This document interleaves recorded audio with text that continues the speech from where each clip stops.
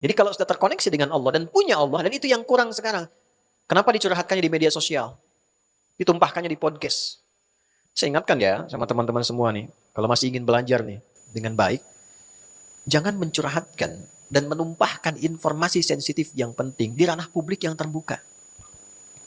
Karena saat persoalan itu selesai secara personal, kita tidak bisa menyelesaikan itu dan meralatnya secara sosial. Dan di era sekarang itu diakses oleh keturunan berikutnya. Kalau punya masalah, ada bagian yang bahkan Allah declare-nya begini, aku sudah tutup, kenapa engkau buka? Di antaranya masalah rumah tangga. Jadi kalau ada masalah rumah tangga, terjadi malam, kata Nabi, jangan diungkit keluar. Kalau kita bisa tutup tuh, sampai siang, sampai kiamat pun Allah tutup. Kalau punya masalah siang, jangan terbuka malam. Artinya sehari itu pun tahan. Kalaupun perlu curhat, Allah tahu itu. Sangat tahu. Ada dua jenis curhatnya. Langsung curhatkan pada Allah. Itu Quran surah ke-12 ayat 86 misalnya. Nabi Yakub pernah dengar kan? Masalah rumah tangganya kan kompleks sekali tuh. Ya, sampai beliau nangisnya sampai matanya buta, Anda bayangkan. Ya, saya gambarkan gini ya Bu, teman-teman. Kebayang nggak seorang figur di rumah tangga yang menyimpan beban yang sangat berat, nangis sampai nangisin itu matanya buta. Udah sampai ke level itu belum? Ya kan? Kan nangis itu ada yang keluar ekspresinya, suaranya, wah itu anak-anak disebut buka namanya. Baka yabki bukaan, buka itu nangis dengan ekspresif. Ada yang nangis dipendam dalam hati tapi air matanya keluar, itu huzan namanya. Hazina yahzanu la tahzan, dipendam tapi air mata keluar. Ada buku namanya La Tahzan. Jangan banyak memendam kesedihan sepanjang kau merasa punya Allah. Tapi caranya bagaimana kan? Ada yang dipendam, air mata nggak keluar tapi sakit, itu bathun namanya. Bathun. Ya, kata Nabi Yakub, innama ashku bathi wa huzni ilallah. Aku tuh kalau punya masalah berat yang terpendam di jiwa, atau air mataku sampai mengalir walaupun tak ada ekspresi pada wajahku, aku hanya curhatkan pada Allah. Aku hanya percaya Allah. Aku punya Allah. Dan itu yang terjadi di semua orang-orang soleh. Jadi kalau ada persoalan, langsung. Nah, jangan buka keluar. Atau yang kedua, diberi jalan oleh Allah untuk mencari solusi dengan penjelasan yang membuat kita mengerti dan mengambil langkah yang benar.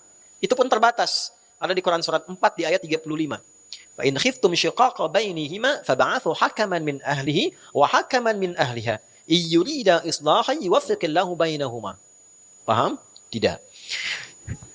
Jika Anda punya persoalan serius di rumah yang berpotensi memecah Anda, maka carilah orang bijak dari keluarga yang bisa mewakili dua keluarga. Cari orang bijak cerita. Sehingga bebannya nggak sendirian.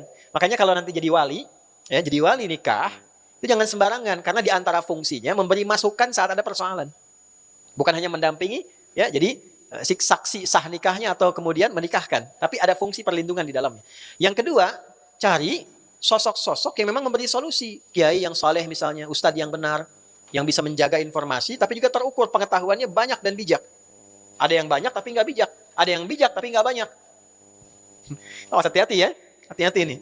Nah, kalau sudah ada seperti itu, bicara, minta solusi. Nah, jangan dibuka ke publik. Ketika dibuka, itu Allah soal. Aku sudah tutup, kenapa engkau buka?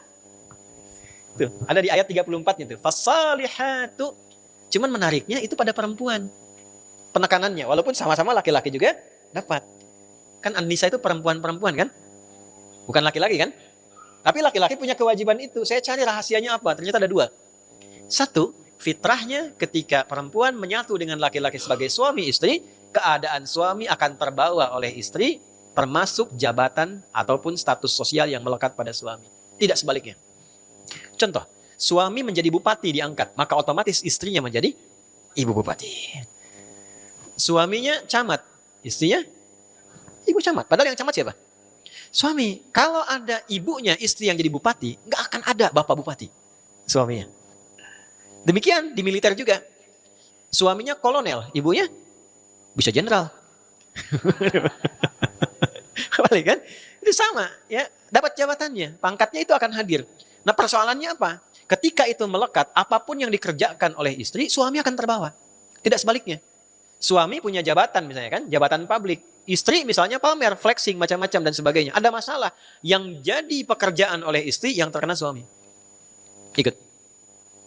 Termasuk dalam obrolan. Kenapa di surat An-Nisa? Karena seakar dengan nasa.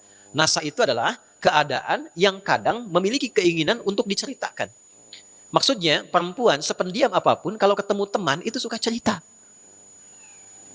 Saya nggak bilang curhat ya, cerita.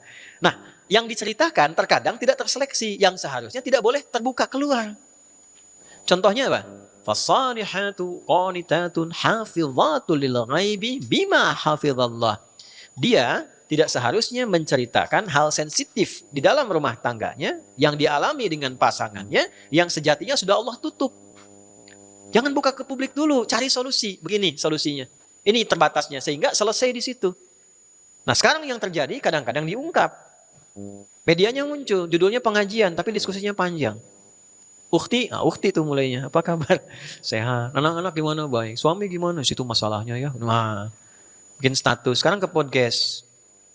YouTube direkam. Pernah nggak menyadari kalau satu saat anaknya tumbuh dewasa lihat itu? Cucunya lihat rekamannya ada. Terus di sekolah kemudian diceritain sama teman-temannya. Oh itu kamu ya? Yang ibunya begini ya? Oh, itu kamu yang ayahnya begini ya? Kebayang nggak? Nah itu yang tolong biasakan dijaga ya. Kalau yang punya podcast kan seneng aja, viewernya banyak.